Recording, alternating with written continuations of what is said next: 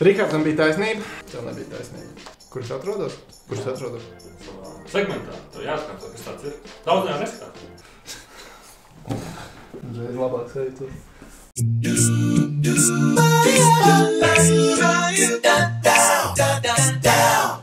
Tātad, Dvinska bezjēdzīgās likums ir atpakaļ. Rihardam bija taisnība, vairāk kā nedēļas pauzīte bija nepieciešama, lai saņemtos uz otro epizodi. Pirmajā epizodē nesanāca tik labi. 3 likums teicu, kas neizies, Un? 2 izgāja. Mēs cilvēkiem tātad palīdzam pelnīt naudu. Vai arī nē? Es nevaru uzpelnīt. Tie, kas neliek, tie vienmēr nopelna. Tu nevari zaudēt, ja tu neliec. Bet tu arī nevari dzert šampānieti. Meža zara vannā. Pilnu vannu ar meža zaru. Nē, meža zara vannā. Bet meža zaru ieliet vannā? Tu nesaproti referenci. Nē. Jā. Es nesakoju tik līdzi, es tādas detaļas neievēroju. Šonedēļ tāda 3 notikumi kaut kādā mērā saistīti ar sportu, 2 vairāk, viens tā kā laikam mazāk. Un ar to, kas mazāk saistīts ar sportu, arī sāksim redzam. Un te labais un ļaunais Star Wars ir priekšā. Rihards, starp citu, baigi labo lekciju man noturēja par Star Wars. Tikko Kasparam izstāstīja visu par Star Wars pasauli. Filmām es nezināju. Tā kā es neorientējos tajā visā stāstā, es nezināju, kā šitos tēlus sauc. Tāpēc tu šajā kanālā neesi tik bieži aicināts. Jā, es tagad atkal sajūtos slikti. Bet tā tafela bija iespaidīga. Ok, tātad pirmā bezjēdzīgā nedēļas likme. Es atvainojos. Viss kārtībā. Tātad 9. martā Andris Kivičs pret Neidu boksa, kickboksa, MMA.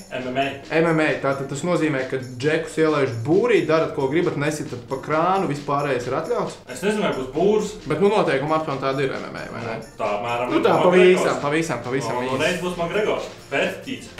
Jā, tātad totalizatoros ir iespēja uzlikt arī uz šo notikumu, kā tad kungiem veiksies 4 raundus džeki aizvadīs. Ko mēs zinām par mūsu sportistiem? Sauksim viņus par sportistiem. MMA cīņa. Izklaidētāji. Ne, abi kungi ir izklaidētāji. Šaubu nav, viņi mūs izklaidē. Andris Kivičs, 41 gads.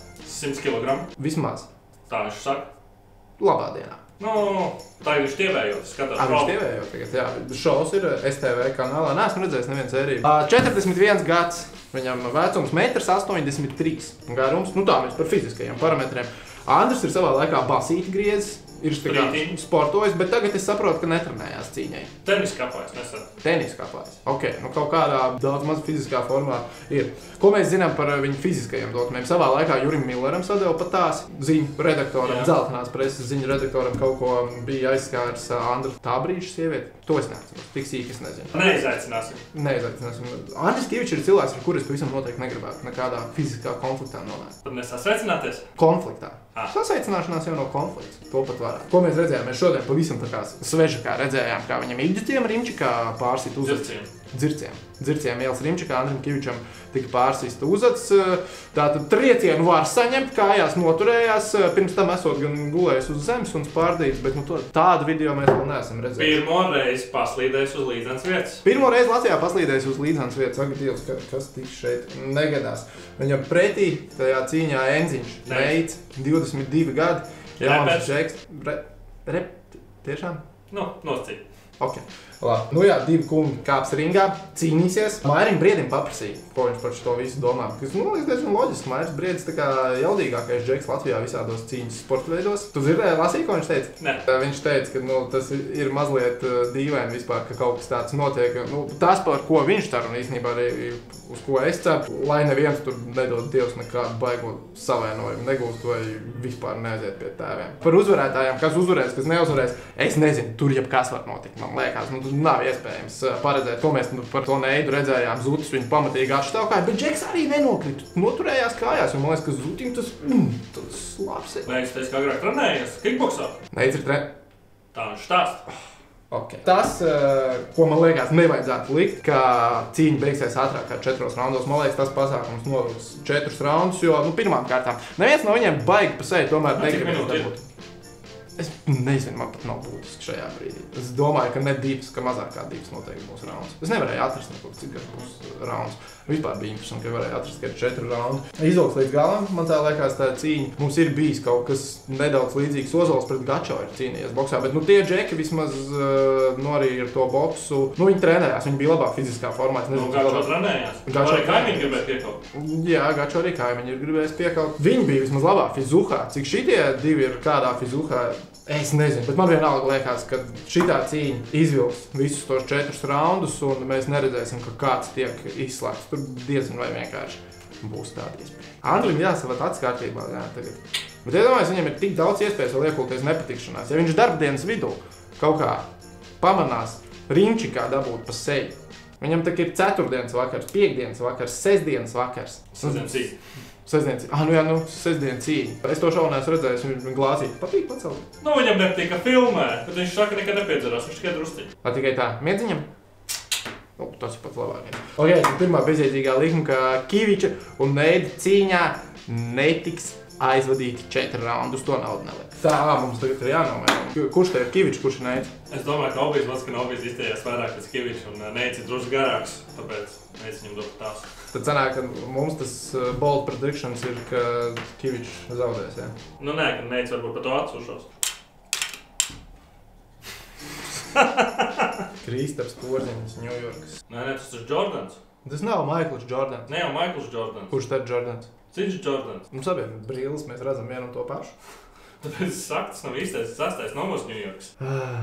Deandre Jordans, bet viens pareizes vispār bija jāizmirst. Labi, mums bišķiņ par basketbolu jāparunā, atkal ķeršos klāt Eirolīgai. Tas bija mans klupšanas akmens pirmajā reizē, tur es nepareizi visu pateicu.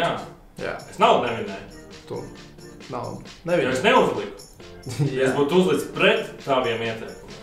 Ja tu būtu līdz man ieteikumam, tu būtu vinnējis par naudu. Saprat?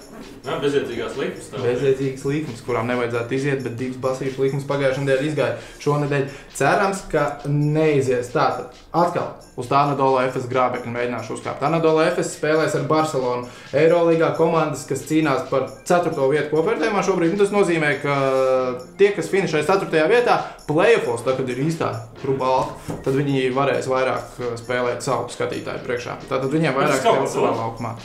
Tas kaut ko, tu redzēji Latviju Melnkalnu basketbolu? Tur jau nekas slikts nebija, kā aizmēr garām. Jā, bet ja tā spēle būtu bijusi Arēnā Rīga, es domāju, ka būtu bijis savādāk. Bet labi, tā spēle nekādā gadījumā nevarēja būt Arēnā Rīga. Man atkal paliek skumji ap sirdi, jo es atceros to spēli vispār. Why are we still here? Bļēns, Dairim vajadzēja iemes to metienu. Bet viņš teikt ar NBA? Tas ir labi. Man prieks par viņu. Bet ok, Anadolu Efes pret Barcelonu. Bezjēdzīgā likme Efes mīnus 2,5. Tātad es domāju, ka Anadolu Efes komanda neuzvarēs ar 3 vai vairāk punktiem šajā spēlē. Kāpēc? Tāpēc, ka Barcelona vienkārši spēlē labāk pēdējā laikā. Barcelona pēdējās 12 spēlēs ir izcīnījusi 10 uzvaras. Efes komanda pēdējās 12 spēlēs 5 zaudējumi ir piedzīvot. Pašā pēdējā spēlē Barcelona uzvarēja Madrids Real, vienu no Eirolīgas 3 tādiem varenajiem klubiem, uzvarēja ar 7 punktu starpību. Savukārt Anadolu Efes pagājušajā nedēļā dabūja pa pakaļ no Stambulas Fenerbahčes 2 Turcijas klubu duelī, no Fenerbahčes mīnus 22 Anadolu Efes komandai. Barcelona vienkārši spēlēja labāk. Viņiem ir labāks sastāvs, labāks spēlētāji, un arī Rolands Šmits viņiem ir. Viņiem ir Latviešu krampis. Latviešu krampis viņiem ir, spēlēs vai nespēlēs. Maz spēlē Šmits šo sezonu, bet es domāju, ka Barcelona pirmām kārtām jau uzvarēs to spēli, bet ar 3 punktu starpību noteikti nezaudēs. Anadolu Efes mīnus 2,5. Ne, bezjēdzīgi.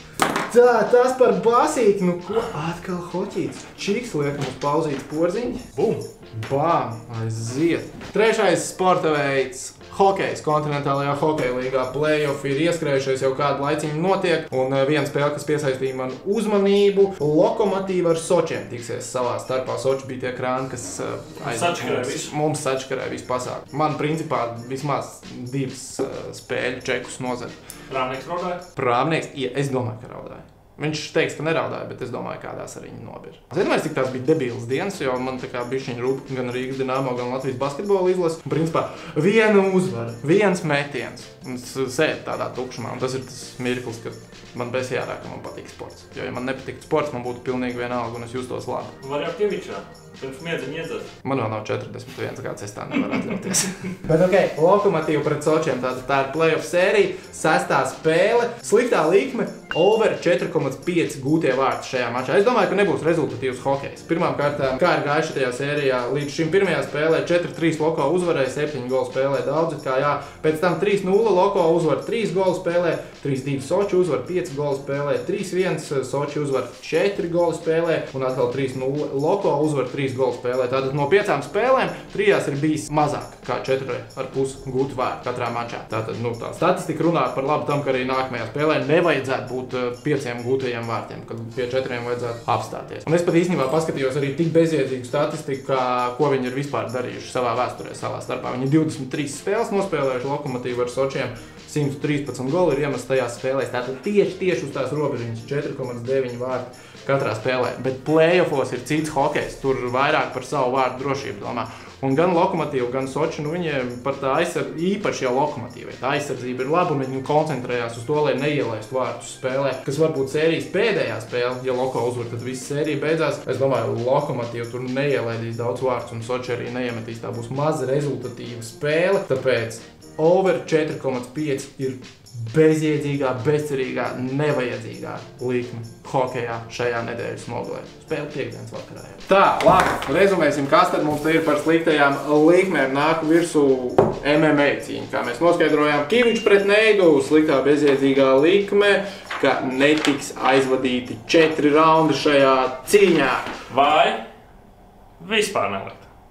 Tas būtu visprātīgāk šoreiz. Bet Anadolu Efes pret Barcelonu, Eirolīga, Efes mīnus 2,5. Nē, divas reizes pēc kārtas es neuzkāpšu uz tā pašu grābekļu un Efes man nepiečakarēs vēlreiz.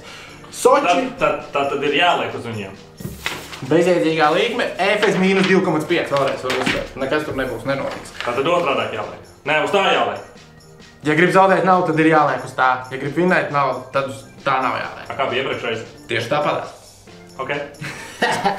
Tā, hokejs. Lokomotīva pret Sočiem. 6. sērijas spēlē. Soči zaudēja ar 2-3 pagaidām sērijā. Bezjēdzīgā likme over 4,5. Netiks gūt šitajā spēlē 5 vārti. Es pat domāju ne tuvu.